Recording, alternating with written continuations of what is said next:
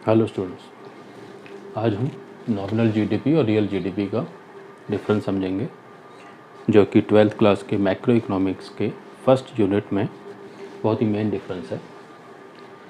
देखिए पहला है मीनिंग। इसमें money value of final goods and services is calculated at current price. जो भी फाइनल गुड्स एंड सर्विसेज जो होती हैं उसकी जो वैल्यू है करंट प्राइस पे कैलकुलेट करते हैं। जैसे 2020 में हमने 8 LCD का प्रोडक्शन किया और 2020 में एक LCD का 40,000 का रेट है, तो इससे अगर मल्टीप्लाई करेंगे तो 3,20,000, यानी कि जो भी हमने प्रोडक्शन किया और जो करंट रेट है जिस ईयर का कर रहे हैं उस ईयर में जो रेट है उससे मल्टीप्लाई कर देते हैं। Money value final goods and services calculate constant price. देखिए वही ईयर है, वही प्रोडक्शन है, लेकिन जो रेट है हम कांस्टेंट प्राइस पे कैलकुलेट करेंगे। कांस्टेंट प्राइस मतलब हमारी गवर्नमेंट एक ईयर डिसाइड कर देती है कि उस ईयर को हम बेस लेंगे, उस ईयर से ही मल्टीप्लाई करेंगे। जैसे एट प्रेजेंट 2011-12 में जो हमारा रेट था उससे अगर हम मल्टीप्लाई करें, यानी कि हम मान लेते हैं उन LCD का 2011-12 में 15,000 का रेट था, तो अगर हम उससे मल्टीप्लाई करते हैं तो 1,20,000 आ गया उन्हीं प्रोडक्शन का।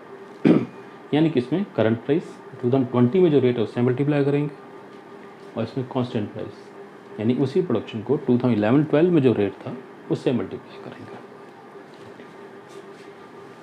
मेजरमेंट ऑफ इकोनॉमिक ग्रोथ, ये बहुत इंपॉर्टेंट है। It is not a good measure of economic growth. मतलब देखिए 2019 में हमने प्रोडक्शन किया 10 LCD का और उस टाइम रेट था 25,000 पर LCD, तो टोटल हो गया 2,50,000। और 2020 में हमने 8 LCD का प्रोडक्शन किया और रेट है हमारा 40,000 और टोटल इनकम होगी 3,20,000। अब यहाँ देखिए प्रोडक्शन कम होने के बावजूद हमारी नेशनल इनकम इंक्रीज़ हो रही है। प्रोडक्शन कम होने के बावजूद हमारी नेशनल इनकम इंक्रीज़ हो रही है, जबकि ऐसा नहीं होना चाहिए। It is a better measure of economic growth. अब यहाँ देखिए 2019 में वही 10 LCD का प्रोडक्शन किया, रेट हमारा सेम है। कोई सी भी ईयर की हम कैलकुलेट करेंगे, रेट हम बेस जो फिक्स है वही लेंगे।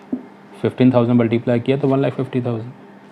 अब यहाँ देखिए प्रोडक्शन कम हुआ तो नेशनल इनकम भी कम होगी, क्योंकि यहाँ हमारा प्राइस सेम है। तो यहाँ नेशनल इनकम तभी बढ़ेगी जब हमारा प्रोडक्शन बढ़ेगा, लेकिन यहाँ हमारा प्रोडक्शन कम होने के बावजूद भी नेशनल इनकम बढ़ गई क्योंकि प्राइसेस बढ़ गए।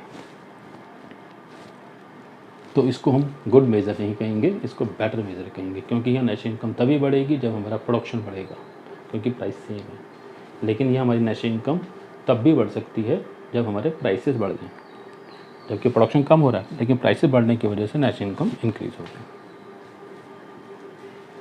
Causes of change, it is affected bye price and quantity both. अब यहाँ पर देखिए क्वांटिटी का भी चेंज हो सकता है, प्राइस का भी चेंज हो सकता है। It is affected bye price and quantity, यानी कि प्राइस का भी चेंज होता है और क्वांटिटी का भी चेंज हो सकता है। इसमें सिर्फ क्वांटिटी का चेंज होता है। It is affected by quantity only, price नहीं चेंज होता। इसकी कैलकुलेशन कैसे करते हैं? Current quantity into current price. इसमें current quantity into constant price, यानी कि जो बेस ईयर का प्राइस है। और इसका ऑल्टरनेटिव नाम भी होता है, जैसे नॉर्मल जीडीपी है तो उसको नॉमिनल जीडीपी नेशनल इनकम भी कहते हैं, और रियल जीडीपी को रियल नेशनल इनकम भी कहते हैं। आई थिंक आपको समझ में आ गया होगा। Okay, thank you so much.